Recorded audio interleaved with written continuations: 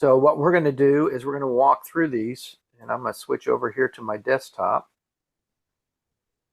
and we'll go through the code for these. So the first one requires no libraries whatsoever. So this is something you can do. Oh, that's not what I wanted. I wanted this guy here. It just basically where you set it up normal, set up our baud rate so we can actually look at it. But we're going to include the Wi-Fi library, which is part of the base Arduino library. And we're going to include time.h. And what that is going to do is provide us a method to actually go out and connect to the NTP server and then pull down the time. So what you need to have for this is you've got to set up an SSID for the Wi-Fi and a password. And then you also need to provide the address of an NTP server, along with your GMT offset in seconds. And then if you support daylight savings, then you give that in seconds.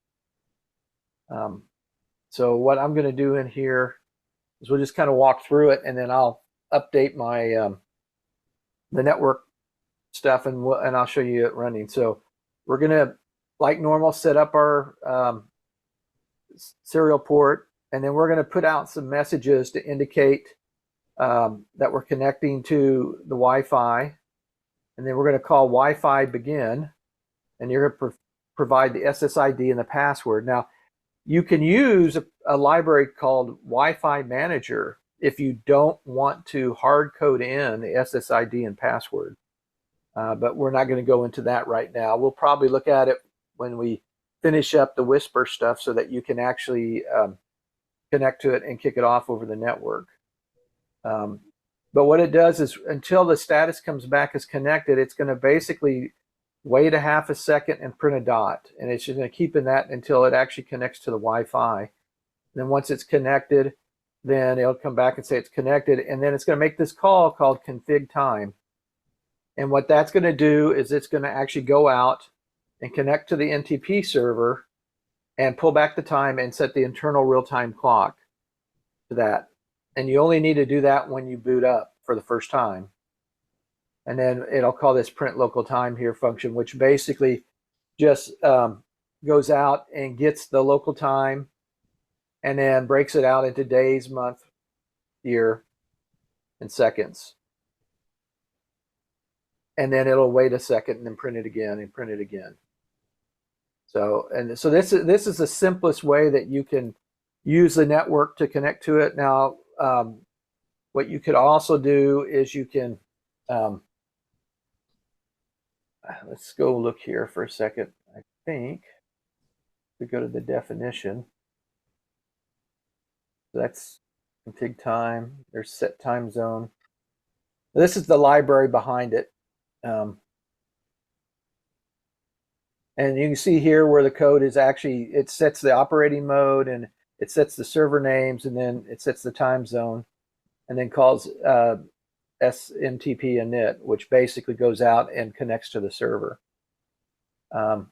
You can also get local time, and what it's doing is it's basically pulling back millis and then displaying it by using the time now. So it basically updates that.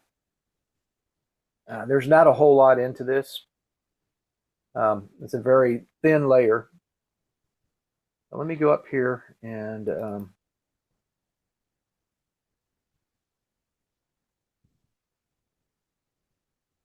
going to put in, let's see, I'm going to switch over here to my overhead while I type in my password.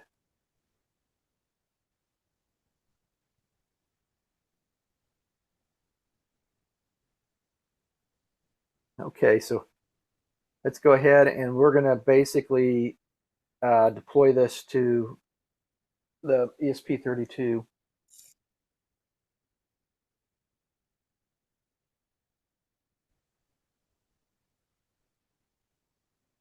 And then once it's done, we'll connect to the serial monitor. Oh, there we go.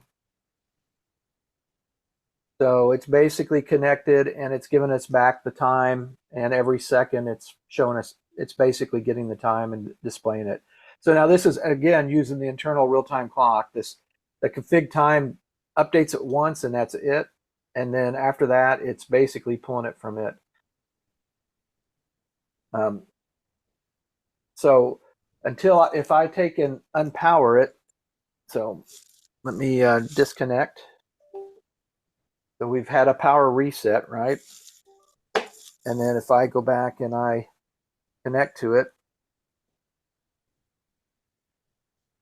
start the task. Because we have it in the setup up here, it's going to basically go back and reconnect to the Wi-Fi and pull the time down every time we reconnect. So this is a good way to use it, with Wi-Fi connectivity.